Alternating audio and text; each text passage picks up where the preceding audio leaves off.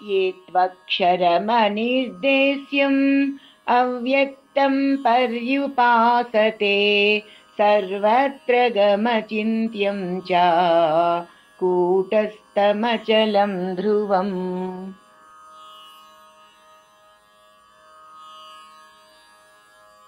संनियम्येन्द्रियग्रामं सर्वत्रासमबुद्धयः ते प्राप्नुवन्ति मामेव सर्वभूतहिते रताः।